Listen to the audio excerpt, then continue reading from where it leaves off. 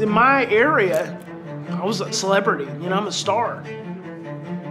And so people look at Bryan Post, they automatically assume he's rich. Bryan Post, America's foremost child behavior expert, author of the best-selling adoption parenting book, From Fear to Love. Boy, when he wrote the book, From Fear to Love, it really changed all the things that I've done over the years to connect with my children. My life was a series of successes and failures. Before I started my own business was a train wreck, and I had ran up close to $100,000 in student loan debt. And I'm like, well, let me go try delivering pizzas. And this is with a master's degree in social work. Child yells, you yell back. See, it's unconscious and it is fear-based. And it may have its origins in fear, but you have the ability to move that to love. I knew I had this gift that I'd been pushing for 20 years, made all this difference in all these lives of all these people. And here I am, just broke and having to hustle again. And I was just unwilling to give up. I knew there was more for my kids. I knew there was more for my family. And they don't know the story.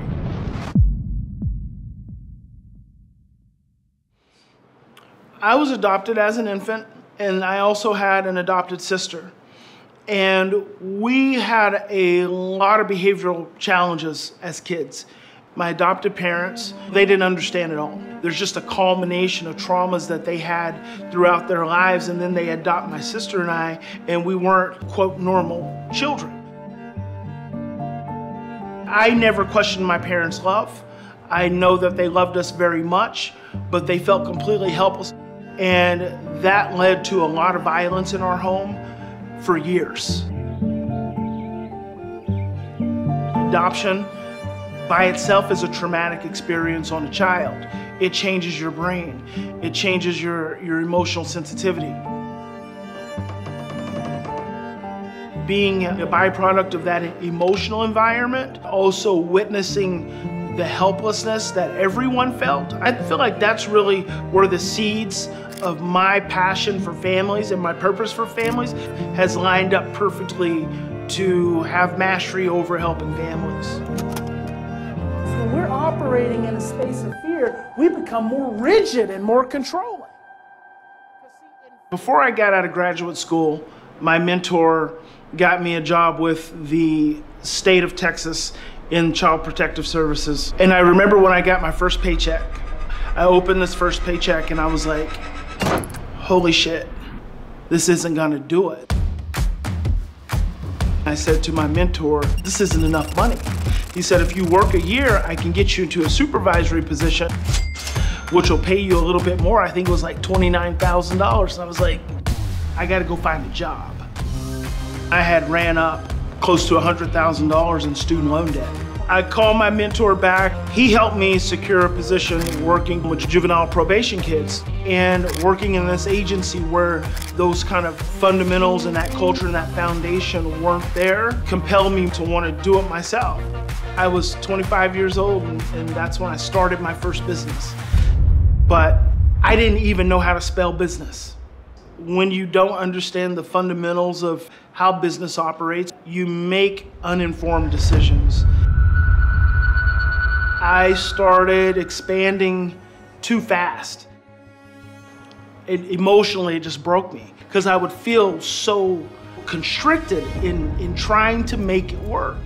I kept trying to do a few little business things, but I was like, we need to shut this down, we need to move on. I was gonna get evicted because I couldn't pay my rent. So I called the guy and I was like, I just lost my business. I can't pay my rent. I said, I can be out by the end of the month. And so I packed up my stuff and went back to my mom's house. And so she had a little guest room, and I moved into the guest room, and I just said, I gotta dig in. And I put this little desk that I dragged with me, I put it in the middle of the room, and I didn't have enough room for a bed, but I didn't need a bed. I needed a desk. I started doing Facebook Live videos. I was doing one every single day. And then I started doing these courses, and I started doing more coaching, more consulting. I was still lecturing. You have the ability to influence. Once you lose the relationship, You've lost it all. I sat down and I wrote a presentation on how to bring an adopted child and an adopted family from a place of fear to a place of love. That presentation became the initial seeds from fear to love. So there's a difference between a reaction and a response. And so after that, I just sat down and typed it all out. And that became the book. Somewhere in that weekend of doing this lecture and doing this consulting for this agency, God said, you need to start a wraparound agency. So once we started our wraparound agency, I realized that the way most families come to learn about me is through my book, From Fear to Love. One of the best ways to market my wraparound agency was to drive adopted families to the book, because it's all about adoption and how to bring your family from a place of fear to a place of love. And it's sold now over 700,000 copies. Our family has been put together through adoption, and along the way, we found ourselves in trouble. Out of desperation, I began a search, and I found From Fear to Love by Bryan Post. And through reading that book and attending a parent camp with Bryan, we began to understand our children's brains and how trauma affected them, and it changed the way we loved our children. If you are an adoptive parent who brought a child to your life and into your heart with hopes of creating something amazing, and you have found that hope, that dream clouded over with resentment and stress and fear, you owe it to yourself to get a copy of From Fear to Love. It is a resource that I wish my parents had when I was young. Adopted children are different, and you have to understand how they're different and what you need to do differently.